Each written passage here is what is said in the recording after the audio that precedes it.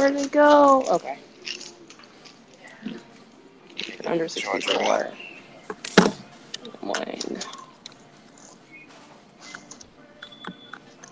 So yeah, I thought it was a custom TypeScript. All right, you guys ready? Yep. Yep. All right, here we go. In three, two, one. Hello, and welcome to Know the Score. I'm your host, Don Delarente, and I'm joined by That's So Jesse. Hey, Jesse. Hey, what's up? I'm good. I'm good. Nice to talk to you. It's been a minute since I've been on the show. Life's Yes, been but crazy. you always seem to come back when we have the big topic, so I guess you're the main eventer. Funny. And we're also joined by none other than Tyler Ball. What's going on, Tyler? What's happening? What's happening, folks? Recording live on location as I prepare for about a pool party of about 6,000 people. So I'm a little excited. It feels like Christmas morning to me. So if I'm a little animated, you just understand and bear with me. All right, you can follow Jesse on Twitter at That's So Jesse. You can follow Tyler on Twitter at TABall1. You can also follow me on Twitter at Don Delarente and follow the show Know the Score at KTS Pod. You can listen to us through CSPN.us, also through SoundCloud, iTunes, Google Play, and Stitcher Radio. So, the first topic on the ledger, college football kicked off last weekend. Hope everybody had a great Labor Day. As we had the big game, Alabama defeated FSU in the brand new Mercedes-Benz Arena in Atlanta. The big news that came out of this game, of course, was the injury to FSU's quarterback, Deion Francois. He's got a patella tendon injury, and he's going to be out for the season. So, Tyler, I'll get your thoughts first. Um, Jacob Hurts looks to be improved, threw a couple of nice deep balls. Alabama's defense looked pretty good, forced a lot of turnovers from Francois before he got injured. Um, no Dalvin Cook this year for FSU, so they're searching around for identity at the running game. Just what were your overall takes on last Saturday? Just the fact that Alabama's defense had some chinks in it in the first half, but because they have so much athleticism, they can do things that most teams can't. For example, putting your starters in on special teams like Frank Beamer at Virginia Tech directly led to two quick change special teams plays, including one block punt that pretty much salted away the game. Uh, you would think that Florida State would be able to make a play or two in the second half. I mean, they essentially were just one play away from making it a even ball game or even take the lead, but they never got a chance because every critical third down, uh, Alabama turned up the pressure, and Francois, even before the injury, was having to throw through and around. It seemed like 8 people on defense. Quite honestly, Alabama's defense was to more to me than was it more impressive to me than Michigan's, and Michigan is getting a whole lot of pub this this past week in the media, but that's probably because Alabama we're used to Alabama being dominant. Uh, I mean, really, only one negative play was seeing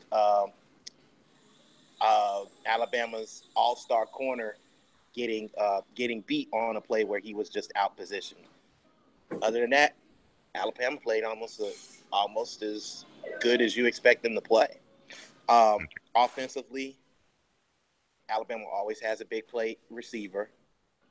This case, it's Ridley, who is going to step into that Amari Cooper role, Julio Jones role, and be the number one guy. He actually showed that in the spring game, so that was no surprise either. Hurts tends to Jalen Hurts tends to uh, he's still hit or miss for me. He's just more athletic than a lot of other Alabama quarterbacks that we've seen. Uh, then again, he's only a sophomore and he can get better. And Alabama scheduling tends to favor them towards the end of the season. So I think just improvement from Hurts makes them a very, very, very good squad, and pretty. You can pretty much pencil them in the playoff. Okay. Jesse, do you want to throw any counterpoints to anything that Tyler had to say about Alabama? Do you think that they may be vulnerable this year?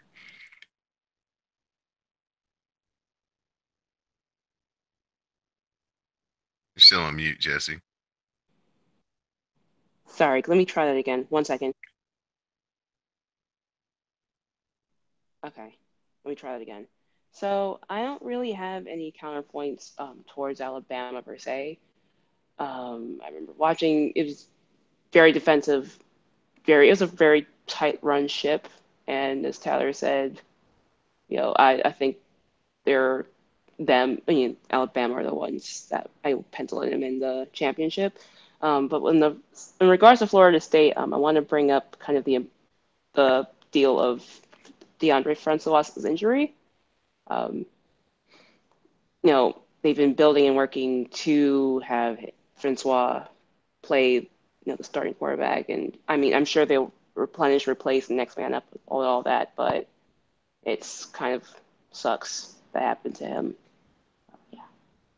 Yeah, because the big emphasis this year was on him not taking the big hits this year because I mean he took Hmm. so many towards the end of the season, and luckily he got up every time last year. But just unfortunate, like you said, this year it just happened, and he won't be able to play again. So on to another exciting game in college football. It was Sunday night as the UCLA Bruins came back to defeat the Texas A&M Aggies, the biggest comeback ever in college football. At one point, they were down 34 points.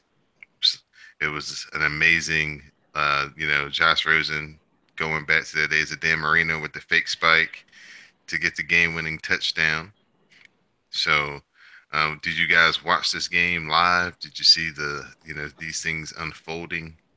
And the momentum shifts as it looked like, Texas A&M was just gonna get, business as usual. They were the favorite in the game, but you know, Josh Rosen just turned it on. So Jesse, what do you think? I've seen plenty of college games capitulate. I've never seen anything like that happen.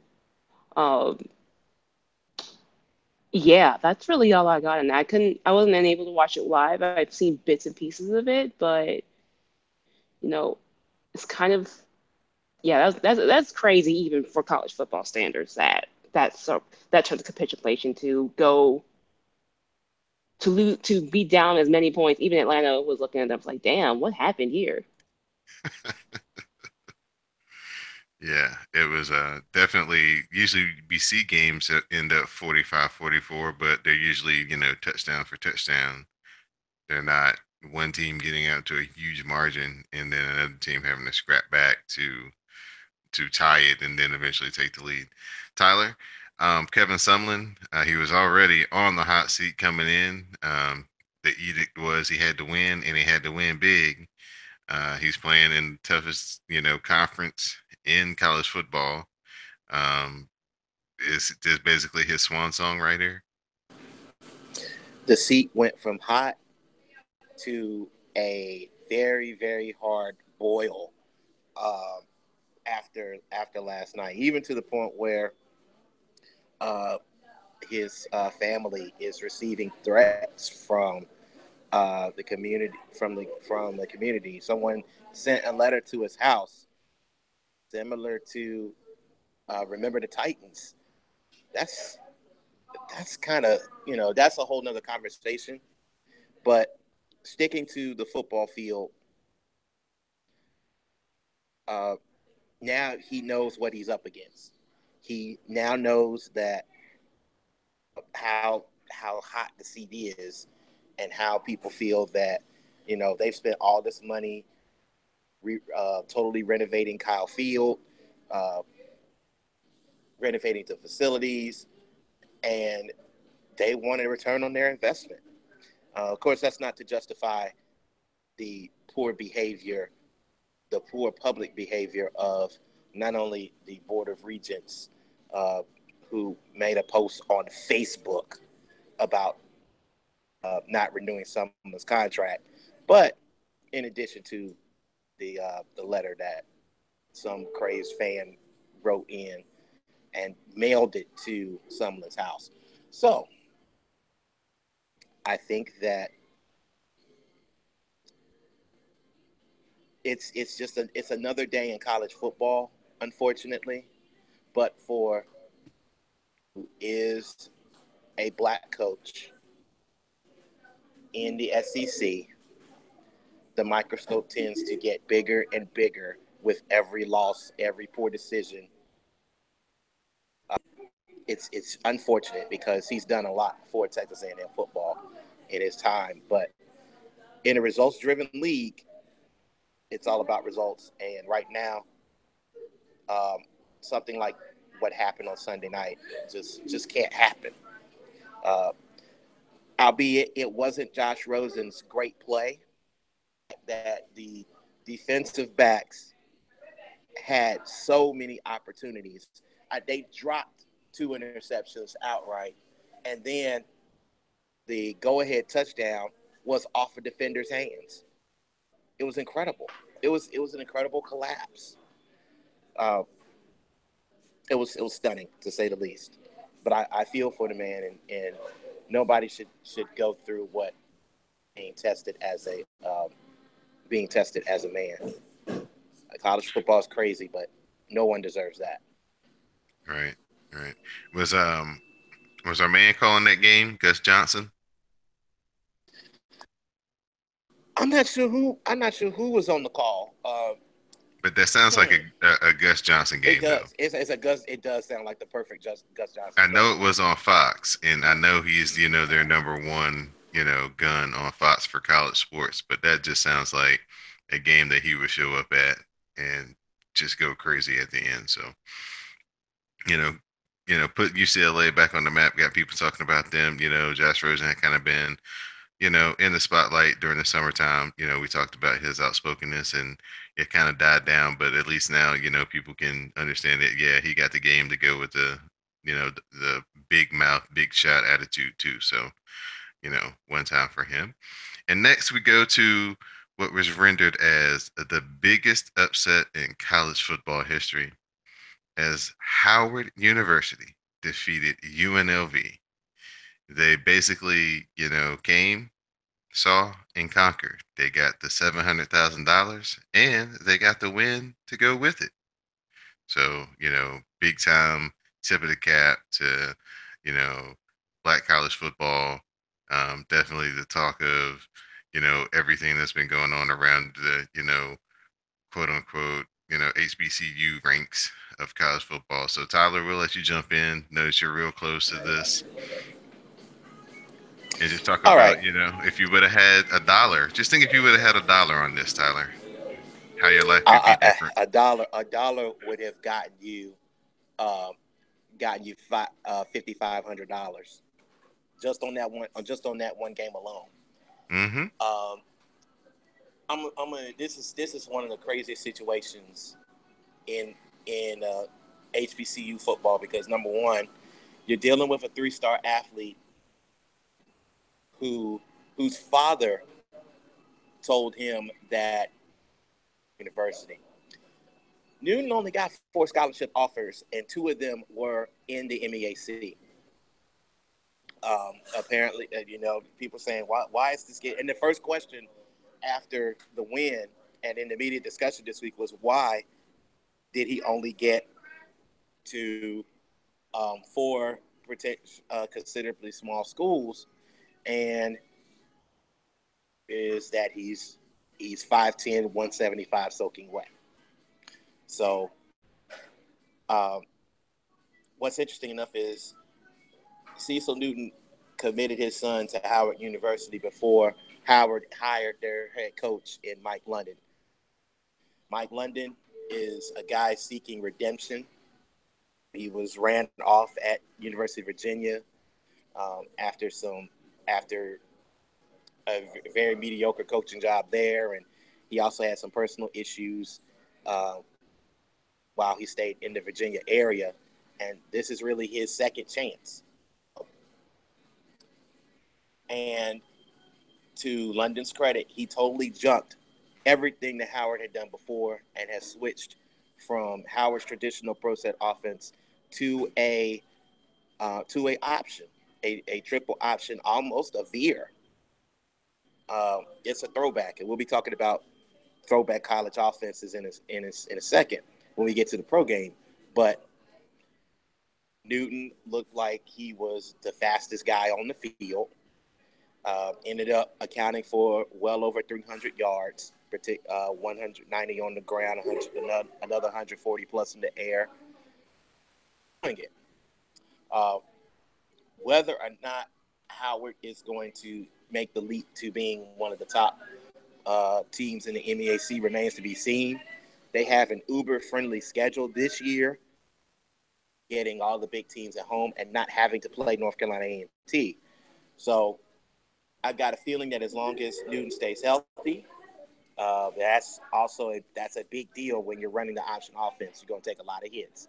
So I'm looking forward to see what they do and what other surprises they pull in the league, because the conference is full of experienced signal callers and a lot of great defenders. Several will be playing on Sundays.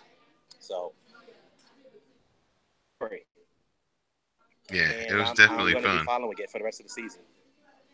Jesse, any buzz around the area, as they say, over the big win? Oh yeah, people are really hyped, especially, you have Mike London who, like Tyler said, left Virginia, leading the charge at Howard. And as we all know, Howard is not exactly a football school. One of the worst records, I believe, the FCS or FCS. Yeah, one of like the worst records, in the past, I want to say 3 years. So there's a Yes. lot of 3 years, they've won, I think, 5 games. yeah. So there's a lot of, people getting, just shocking the world and not okay. Let me back that up. There's a lot of people who are excited to see what, could happen with, a really good experienced coach and with a freshman quarterback who can only get better. So fun times at Howard. Fun times in DC too. Okay. Yeah, talk about your Terps. Pulling off the other big upset of the weekend, uh, going into Texas and running them out of their own stadium, You winning know, 51-41. I never thought I'd be able to say Maryland beat Texas in a football game in all of my years of life because no, sure the last time we had great football success was like 2001 when Ralph Friedgen was still in town, playing Florida in the Orange Bowl, but that was the, it's fun. College football is so much fun because there is no defense. And, with all that's happened in the last 2 years, DJ Durkin's now in the second year, with who had a really great recruiting class coming in this year. Things can only go up. I mean, I'm not going to say, oh, we're going to compete, with the big guys in the Big Ten, but, I'm definitely ready to see some upsets and some damn good football at least. And maybe we'll get back to those days one day. So I'm excited for the alma mater. All right. All right. Another exciting game we'll just kind of give a little bit of time to was Tennessee and Georgia Tech. They went into an overtime situation, double overtime actually, and Tennessee comes from behind, gets the win.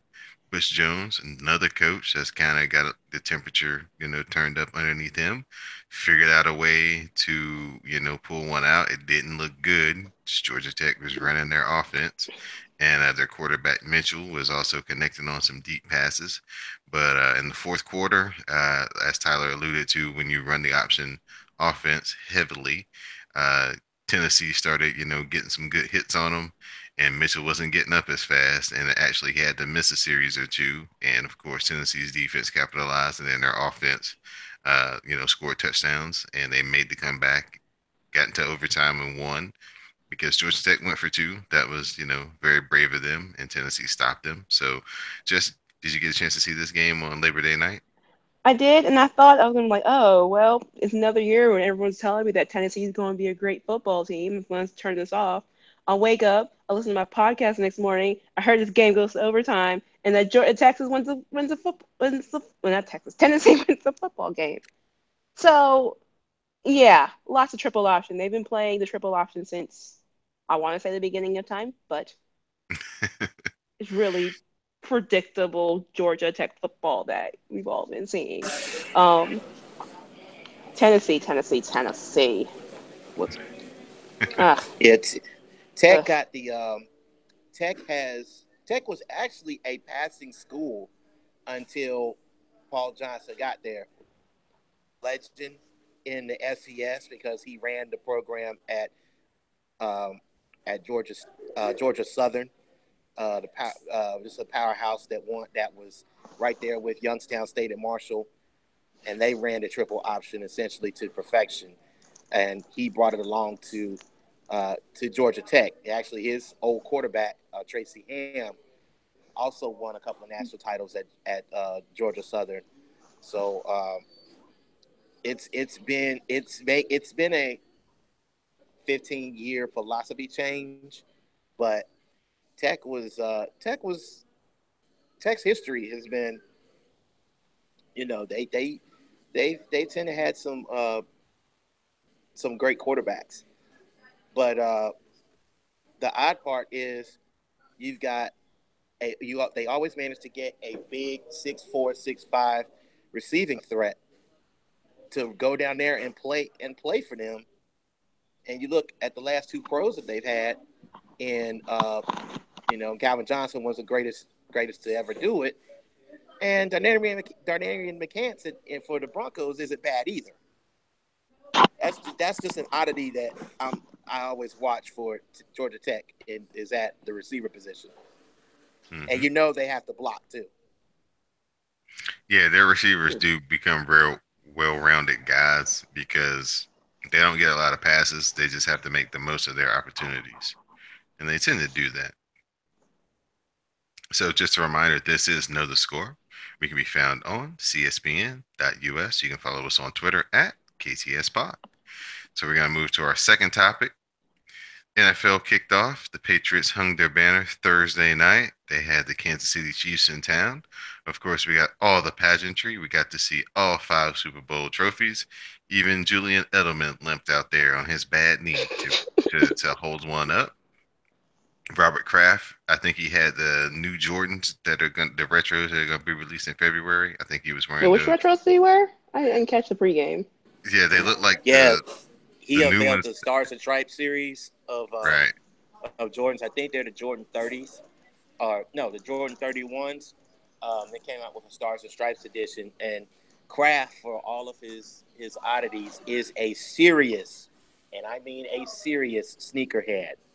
Dude has a shrine of personal edition sneakers from Jordans to John Vovados and all. He's a serious shoe head. Those particular shoes will be sold and auctioned off for charity, um, usually to the I forgot which one it is. I think it's going to be armed forces related charity for these pair, but has taken advantage of his relationships with sneaker companies and does a lot of good for their local communities. I Yeah, wonder who's a he's bigger sneakerhead, him or Jerry Jones? Because Oh, Jerry Jones can Kraft, rock some kicks Kraft too. easily, Okay. definitely Oh Kraft. yeah, you good point. Yeah. Now I'm thinking back. I'm like, okay.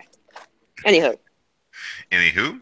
The game was Jerry's a gunman, okay. We're anti-violence here on CSPN.us. of course. The game was played, and strange thing happened. The Kansas City Chiefs blew the doors off the New England Patriots in front of their home fans, 42-27. Fantastic second half. The Chiefs outscored the Patriots 28-10. The Patriots defense was helpless. The Chiefs were doing anything that they wanted. 42 points, of course, the most ever scored on the Belichick coach team while he was in New England. Um, we'll talk about Kareem Hunt right here. We'll start with Tyler, young man All right. who basically thought he was going to be the backup, spot duty type guy. Injuries happen, next man up, first NFL game, first carry, and He disaster fumbles. happens. He fumbles after like a Fumbles. 9 yard gain. He People lose fumbles, that. and that was probably the only negative play he had. He every time he touched the ball, he was moving forward. He was carrying guys with him, uh, and of course, when you have that ability and that speed, Andy Reid's going to put you in a place where you can take advantage of ups. So they line him up in the slot in the second half. They've been running crossing patterns all game long. He gets a matchup against the new Patriots blitzing linebacker Jamie Marsh. Marsh can't keep up with him. A perfect pass later, Hunt takes it to the house. 75 yards. Tremendous play. Actually, it just about salted the game away. Uh, typical Chiefs. They get you in one-on-one matchups, and their outside guys flat out run your guys, and them at the line of scrimmage. Long night because you will be chasing them. And of course, Tyreek Hill got loose on a long touchdown pass where it was supposed to be in two deep zone coverage, and $2 million DB Crockett. Gilmore. Stephon Gilmore. Yeah, Stephon Gilmore. Showing your Uh, age with that Crockett Gilmore I, almost. I, I really did. He's, he was supposed to step back and have the deep portion, but he pulled up short. Tariq kept going, and all of a sudden it's another big play. Uh, the shocking part is that Alex Smith actually got the ball to him, and he did. And Smith was able to take some chances, albeit let's not forget that through the first quarter, stymied, and it took a uh, stop on fourth down to prevent the game from getting out of hand. It was almost, I mean, to be honest with you, it should have been 14-0 after two possessions. But gutsy called by Belichick to go for it on fourth down. And Eric Berry, who probably makes the play of the game by stopping the Patriots. And sadly enough, that's probably going to be his only big play because he will be out for the season after injuring his knee. He has a ACL tear. So that's a really sad for the Patriots. A really big loss. I mean, for the Chiefs, it's a really big loss because Barry is essentially the heart and soul of that defense. Even though he's a veteran and a major source of inspiration, of course. Um, going away from that, uh, Tom Brady was awful.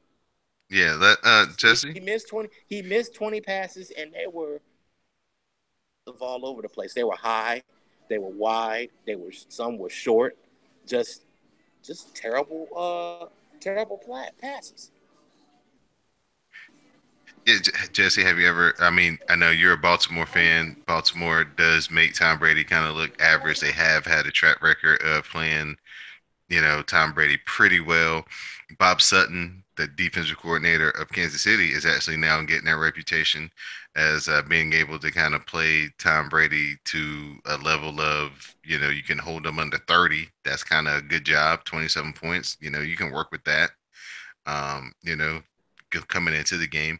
So, is it that just a magic time that Tom Brady's finally gotten old before our eyes, or is it just, no Edelman, Amendola got hurt during the game. Malcolm Mitchell is now on IR.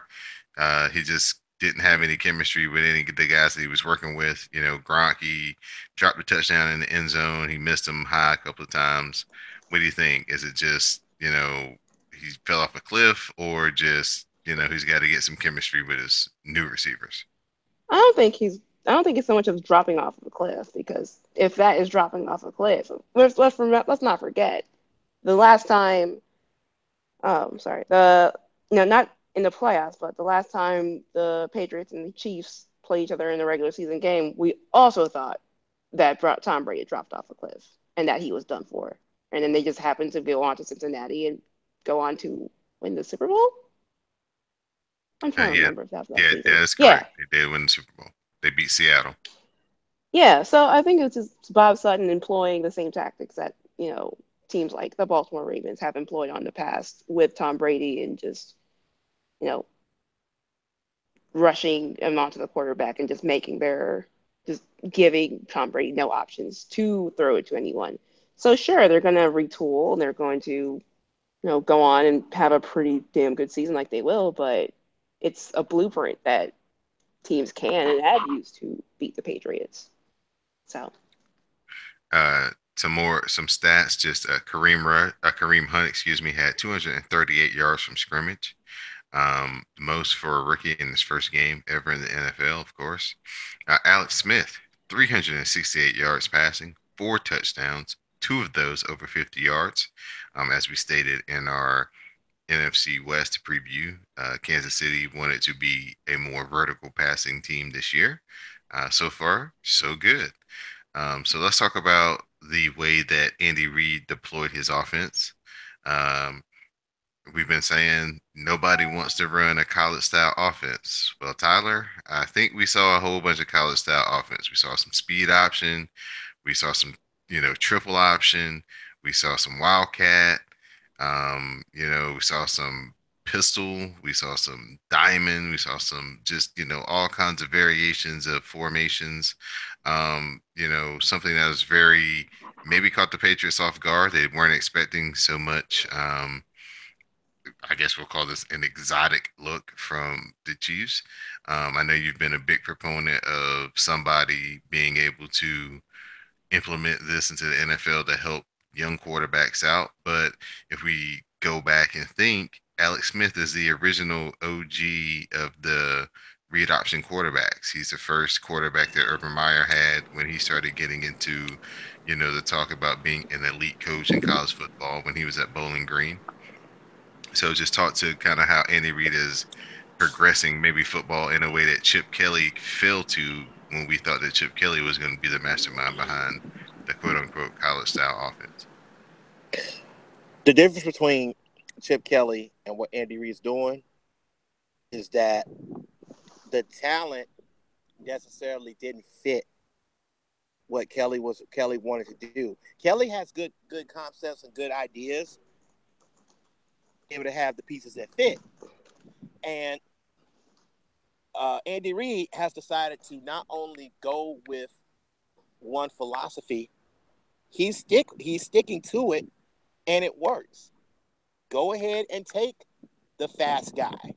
Go ahead and not necessarily get the 6'5", or the 6'3", the big target at, or you may have your one big target, which he does at Travis Kelce, but at the same time, focus on team speed, focus on getting in space, because teams are going to have 3 or 4 linebackers on the field, because 2 of them are going to be in coverage, or if they bring all 3 and they're bringing 7, you've got a few seconds, and if you get the ball out to with your fast guys, you got a big play. The concept is all there.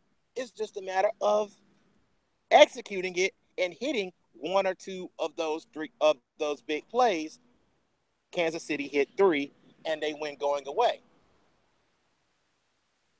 So it's great to see. To be honest, this was what Andy Reid was trying to do in Philadelphia with, and here we Michael go. Vick as well. Michael Vick is now the assistant coach.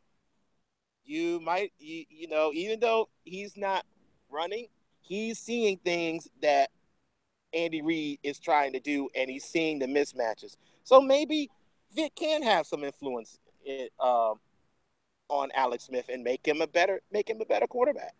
Who knows? But the pressure's going to be on for them to score more because now you got questions in the secondary. Right. With no Eric Berry, teams are going to be trying to go over the top. Terrence held his own last night, even though he got flagged a bunch of times. He still held his own and got beat deep only once. Um, he did account for some penalties, and he's going to have to clean that up. But if you're not going to be able to beat them on the outside, and if your tight end can't get deep, Kansas City can hold you under 30 points. Oh yeah, the pass rush. Once they, established a working margin, they unleashed Justin Houston, and the front four got more aggressive, and Blitz, blitz, blitz. they really gave Tom Brady a lot of problems. Of course, Tom Brady, just like every other quarterback, very mortal when he starts to feel pressure, and you do get pressure, and you do start putting him on the ground. They got 3 sacks on Tom Brady, all in the second half. So very impressive. Very impressive effort by the Kansas City Chiefs. Jesse, is there anything else that you like to add on just this primetime game? Pettiness of any sort? The Um, memes were pretty good that came out, especially Tom Brady being angry. the Angels signed when the Patriots lost. That's all I got. Yeah, there's a lot of that was a big result on social media. It's always fun to see the Patriots lose. What's also fun is shopping on Amazon. You can do that through CSPN.us, and you can also help keep all the podcasts that we have here free. Just go on our website, visit CSPN.us while you're listening to all your favorite shows. And at the same time, click on the banner that says keep the podcast free, and then click on Amazon.com. Do your shopping, whether it's for a Halloween costume, early Christmas shopping, birthdays, or just the best deal that you can find on something that you've been waiting to spend your money on. And you can help also keep all of our podcasts free here at CSPN.us by having some of your purchase come back to the network, and everybody can continue to listen to us free of charge. So please, CSPN.us and Amazon.com, do it today. Now, of course, we're going to get into the NFL Week 1 preview as the NFL full slate of games kicks off, minus the Florida Bowl between Tampa Bay and Miami. Thoughts out, prayers out to everybody down in South Florida, Miami, the Keys, Fort Myers, Jacksonville, Orlando. Looks like all those places are gonna, receive a lot of this damage. Daytona. So, all of our listeners and people with family down there, thoughts and prayers to Georgia, Atlanta, as the storm moves through. So, um, the best, games on the slate besides the ones that we care about are two. So we're going to talk about the Raiders and the Titans first off. Derek Carr and Marcus Mariota coming back from similar injuries as both quarterbacks had lower broken legs at the end of the season last year. Raiders are looking to, move up into the upper echelon. Looking as a team, maybe that could compete with the Patriots as to represent the AFC in the Super Bowl this year. Titans are a team that a lot of people are picking to win the division because the AFC South has a lot of quarterback issues, and they seem to have the most stable quarterback, and everything is trending up towards the Titans. So Jesse, let me get you in here first. Okay. Who do you think win this game? Who do you like going forward as far as just predictions in the season? As we didn't really get to hear much from you to talk about NFL during our previews. So just talk about the Raiders and the Titans. What you expect out of the game, and maybe for both teams going forward in the season. I'm gonna. Something tells me I'm gonna put, just my. I'm gonna pick the Titan, not the Titans. Sorry, I'm gonna pick the Raiders to win this. The AFC South in regards to the Titans winning that division. It's so. I mean, there's not a whole. I mean, there's a lot going on there, but not a lot of great like. There's not a whole lot of division. I mean, separation between the Texans with they have a. Are they going the rookie quarterback Deshaun? No, not yeah, Deshaun Watson. They're gonna start off with Savage, and then they're gonna see how it goes. So they're gonna go to Deshaun Jackson, and they're gonna go to Deshaun Watson eventually in the season. Is that what you're telling me? If Because Savage Todd doesn't Savage play is not good, yeah, then. But who knows? You never know. okay. Then we have then we have in Indy we have no Andrew Luck, so they're going with their backup quarterback, which is Tolzien. Yes, ma'am. And then we have in Jacksonville Blake Bortles, Yeah. and in Tennessee you have Mariota. Okay, it's just like I said, not a whole lot of separation between the AFC South, but yeah, the Texans. I mean, not the Titans could win that division, but I'm still gonna pick the Raiders to win the game Okay. because the pieces they have, especially on offense, and then their defense is just better than the Titans in my mind. Do you think the Raiders have a chance to dethrone the Patriots this year and represent them AFC in the Super Bowl?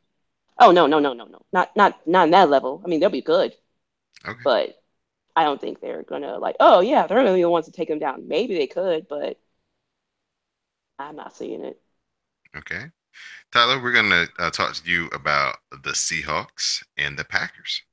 That'll be a late game, NFC showdown. Maybe a preview of the NFC, divisional round games. They have played some epic games before. Seahawks, went to the Super Bowl a couple of years ago by defeating the Packers in the NFC Championship game. Miraculous comeback in the last seconds by Russell Wilson. Um, of course, they had the infamous Monday Night Football game. Was it a touchdown? No, it wasn't a touchdown. When they had to strike referees, that actually caused the real refs to come back. So there's a lot of history here. Aaron Rodgers, undoubtedly, the best quarterback in the league, probably going up against the best secondary in the league. Uh, no doubt the best secondary in the league when Earl Thomas is healthy, which he is. Cam Chancellor back there roaming. Um, this has a lot of individual matchups. It should be a lot of fun. Just talk about who do you expect to win, and what do you see as far as going forward in the season for these two teams. I tend to go with the team that doesn't have to be one dimensional. It's Seattle. Uh, Even though they have a running back by committee, that's still a better situation than what the Packers have, which, I mean, they're still aligning Tom Montgomery Montgomery. as their running back. So I'm not sure if they're going to even fool anybody and just instead of going with trying to run him between the tackles, just maybe use him in the short passing game, and then maybe give it to the fullback at short yardage. But other than that, I am really, really not sure if you're going to tell the Seattle Seahawks that we're going to throw the ball down the field and we're going to dare you to make a play. Plus Seattle has Earl Thomas back. So, uh, oh yeah, there's also a pass rush there now with Sheldon Richardson. So I would favor Seattle just because I believe that Seattle still can score on offense. If they go back to Jimmy Graham, and don't forget that he's on the field and he's probably the biggest mismatch you have, then there's no reason why they should be able to outscore uh, Green Bay. Say something like 31-20 or 31-24, something like that. Okay. Okay. Yeah, that's as a owner of Aaron Rodgers and fantasy football in our CSPN league. This is a very tough game for me to decide who I want to start at quarterback because Aaron Rodgers could all the points could come from his arm, but Seattle's defense is so good, so this is kind of iffy. So we're going to talk about the games that matter to us, meaning the ones of us that are hosting this show. And we're going to start with Jesse's team, the Baltimore Ravens, as they're going to be playing the Cincinnati Bengals division game, first game right out the bat. Jesse, How you feeling? Are you feeling confident? And Brian Mallett out there, or is Joe Flacco back? Is he going to be there for the first game? Terrence West, potential, breakout running back this year. How do you feel about Baltimore versus Cincinnati? Gosh, okay. So they're gonna trot out Joe Flacco with a trick back. That's for sure. Um, I'm gonna hope this game, is very run heavy, just because Flacco's throwing game is not something that has led us. I mean, not since the 2013 Super Bowl season, 2012, 2013. Yeah, that season. But yeah, I'm gonna have the way we could. I think the way we could win this game is just to leave it on the ground instead of trying to air it out. Um, Defense, one for once, I'm not as concerned about the safety position, but I'm pretty sure that AJ Green is still going to put up yards against us. Um, can I confidently say they will win? No, but I don't think Cincinnati is looking like hot stuff either. So I think it'll be a close one, but it's not. I don't think the defenses will roll the day. So Okay. Tyler, you got any thoughts on Ravens and Bengals?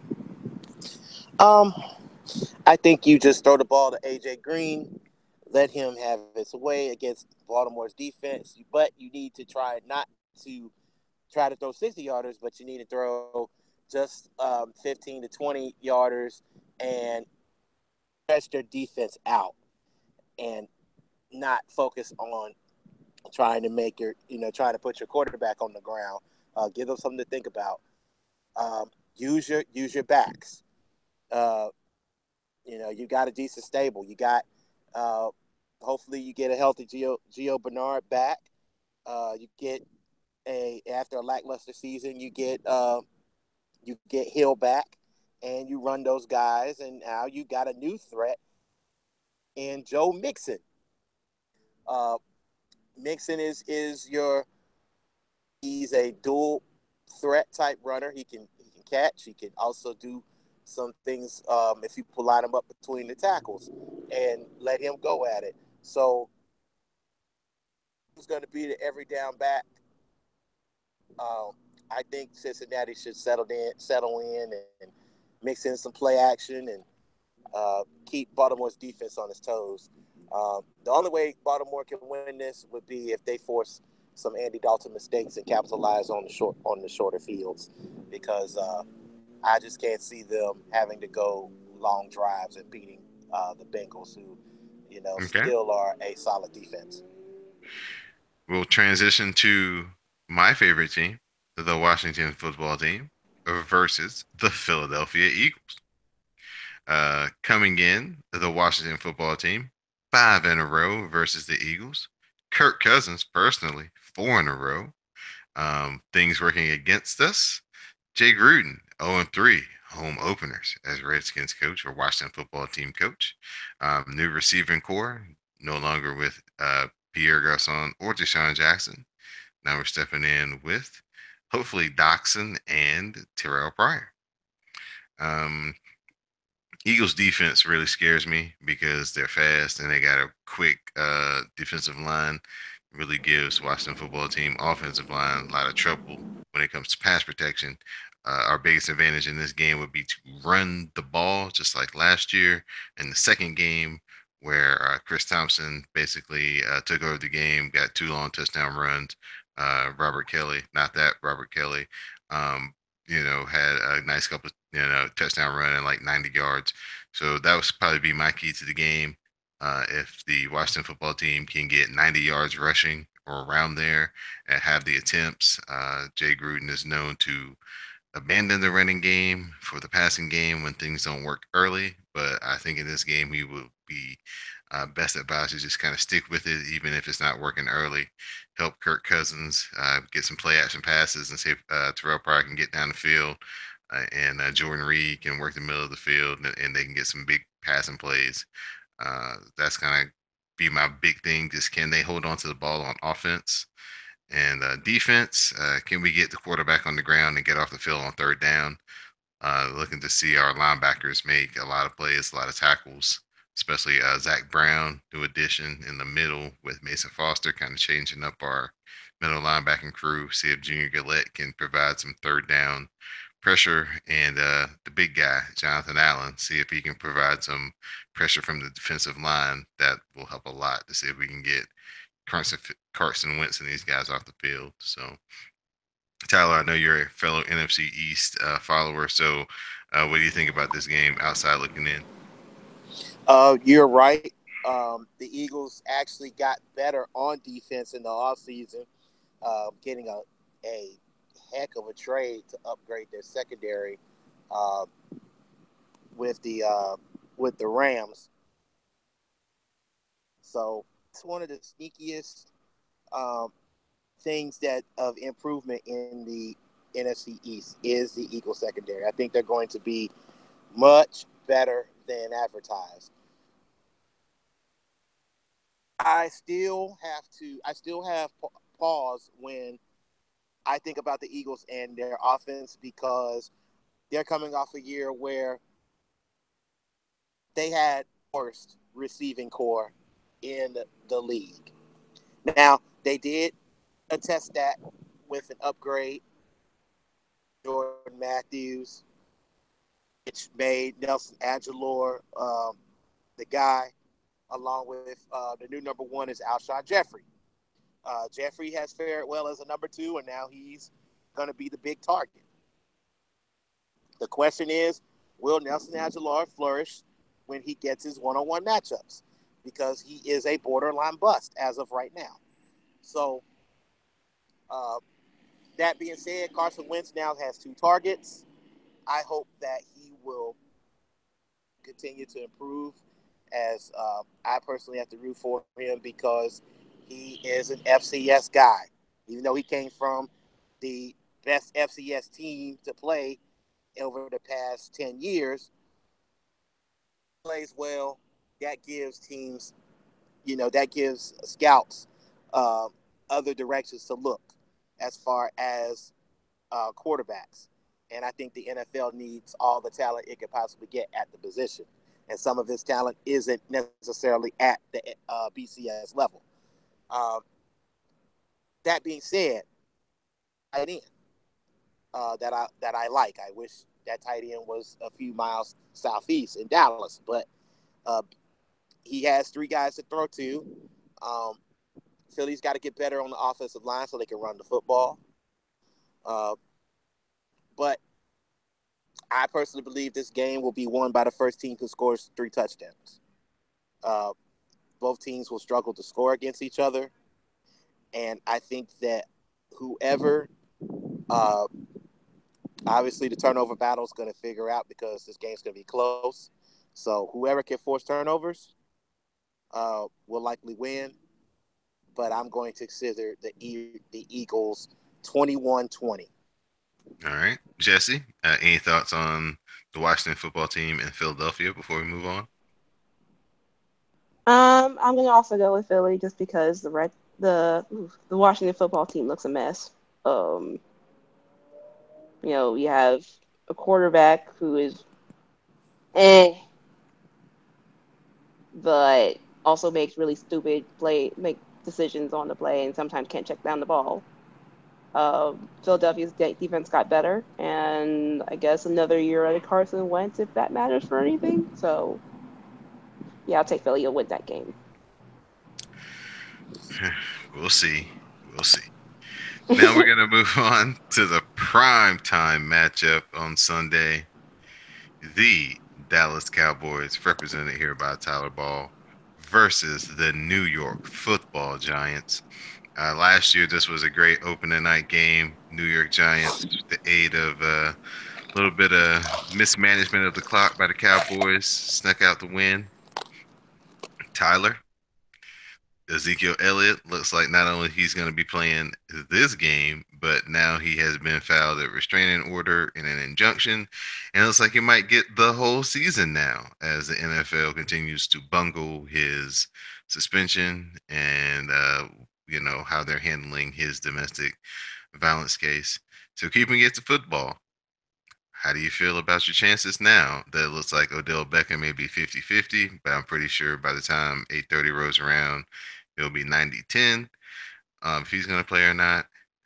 Your thoughts on your opening first week game with the Giants? Well, let's not be so hasty here. Even with Zeke healthy, the Giants beat the Dallas Cowboys twice last season because they shut down Elliott. Elliott didn't get on the edge. He didn't get in space. He couldn't. He couldn't. He couldn't break tackles. The one thing that's very underrated about the Giants, very, very well. Uh, so Zeke wasn't able to get outside and use his speed on people. So I have um, I have trepidations uh, when you're dealing with Eli Manning and you're dealing with the receiving core that's gotten better, and you have a Dallas Cowboy team that does not generate a good pass rush, and their top two pass rushers will not play, either due to injury or suspension. Eli is going to actually have more time than not to throw the football. And usually when he has time, he does above average work. When he's under pressure, though, he's terrible. Even with Zeke back and the confidence boost that the Cowboys get, is who is going to take Cole Beasley in the slot. That slot matchup is going to determine the winner of this game simply because if Dak Prescott does not take any chances deep and he's still having tunnel vision, looking for his old reliable guy being either the tight end or Cole Beasley, and that guy is blanketed, he's going to hold. Dak is going to hold on to the ball, and he's going to be sacked. So this is great offensive line. They proved that cover sacks can happen. Dez was unable to get open in either contest against the Giants corners. So if you give or take, the Dallas offense has looked good all preseason long. However, they haven't seen the first unit hasn't seen a fast rush as good as the Giants. So um, give or take the first game jitters, and the fact that Eli Manning plays very, very well in Texas Stadium, Jerry World. I'm going to pick the Giants. Going Giants against the 31, team. Cowboys 28. They win in the fourth quarter. All right. Very similar to last year's game. Jesse, Yep. your thoughts? Cowboys, New York Giants.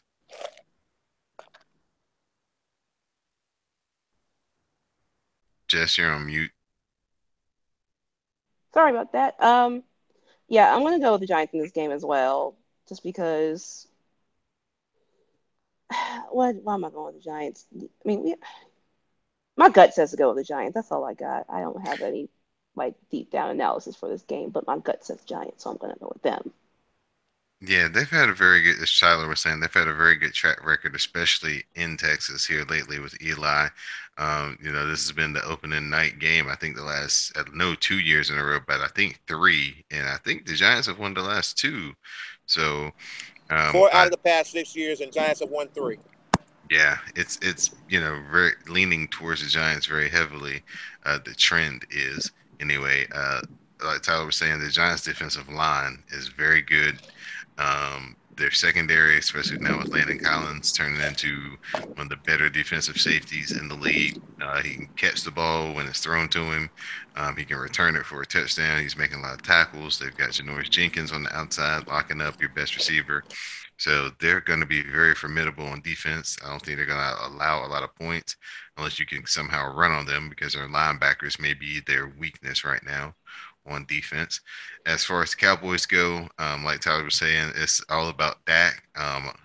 can he become this down the field passing threat where he does catch more of the big plays that are there for him, that are singled up for him through Zeke running the ball and the matchup problems that he causes by being able to catch the ball out of the backfield and Beasley and uh, Witten. So just I think all season, just kind of how many 20-yard, 30-yard, pass plays Dak Prescott gets in the course of the season will tell a lot about his progression. And if the Cowboys do have a very serious chance at challenging to be the representative of the NFC for the Super Bowl this year, if he improves a lot, or they scheme him up where he can make a lot more impact plays by throwing the ball, Cowboys are going to be very dangerous because even if something does happen to Zeke where he does get suspended, or things don't work out, as far as his head's not right or whatever, he's struggling a little bit. Alfred Morris and Darren McFadden had really impressive preseasons, and they didn't show a lot of drop offs. So it's going to be a very intriguing game. I think the Cowboys are going to actually find a way to win this game. They've been dealing with a lot as far as off the field goes this summer, and I think they're just ready to see somebody else to, finally unleash all this pent up frustration. Jerry's going to really want this one.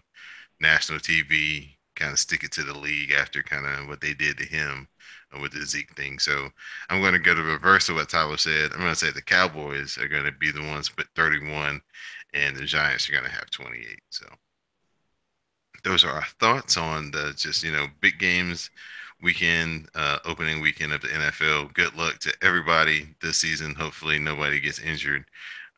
Week one, major injuries, out for the season type injuries. That's already happened in Kansas City with Eric Berry. Tyreek Hill also came up lame. Haven't heard anything about what that was. Hopefully it was just maybe a calf strain or something like that. They've got 10 days off, so they may be able to get him back on the field. Dante Hightower, another person who got injured for the Patriots, MCL sprain. They said maybe because they've got 10 days off, he may be able to go next week. So lucky for him, he didn't, suffer anything more serious than that.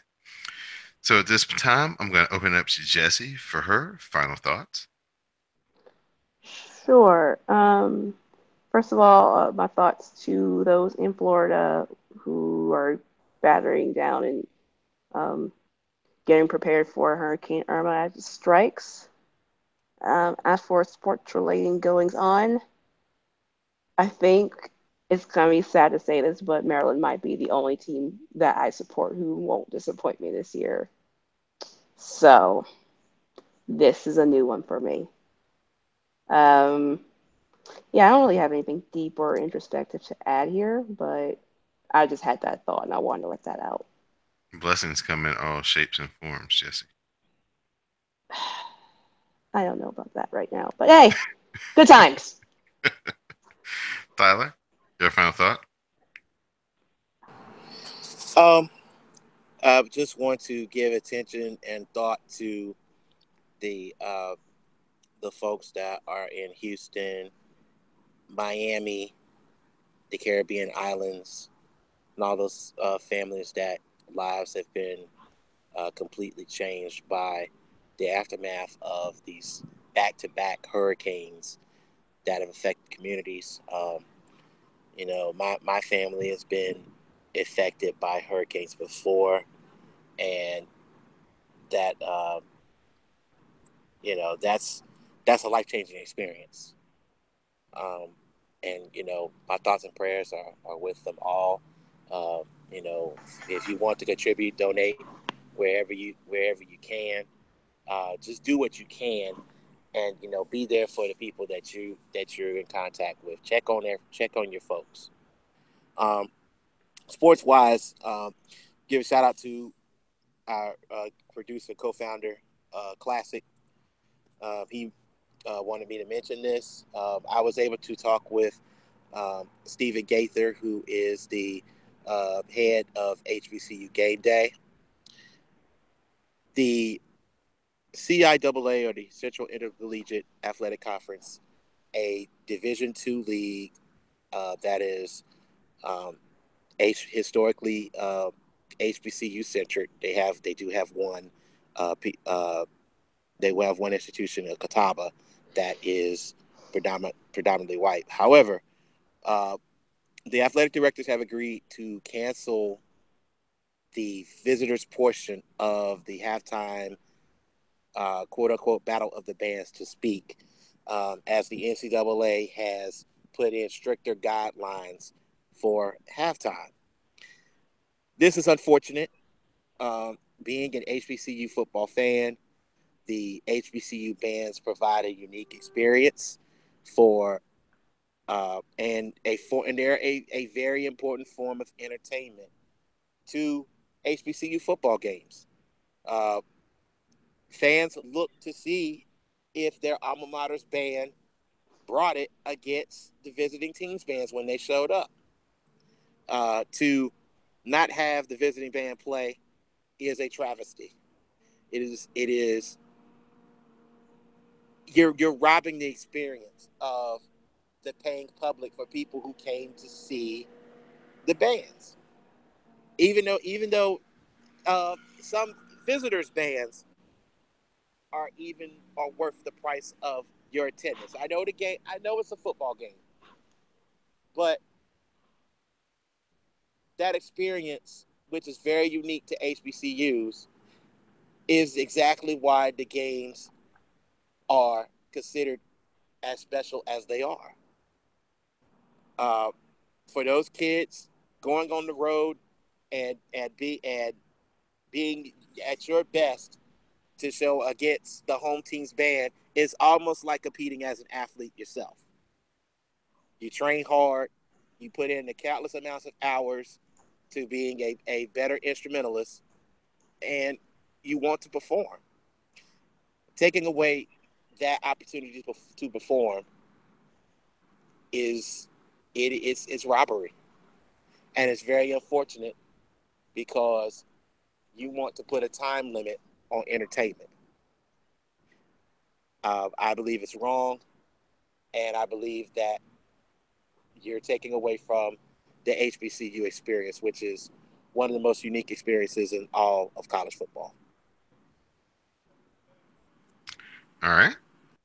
My final thought will be give a shout out to Venus Williams and Sloane Stevens as they had an epic semifinal match at the U.S. Open on Thursday night, um, taking probably a lot of the audience away from the football games. Football ratings were down. This match was definitely going on in the first half when the football game was first starting. Sloane won in 3 sets. Of course, the final set was 7-5. The fifth set was definitely a battle of wills. Venus was a little shaky in the first set. She seemed to find her legs and calm her nerves in the second.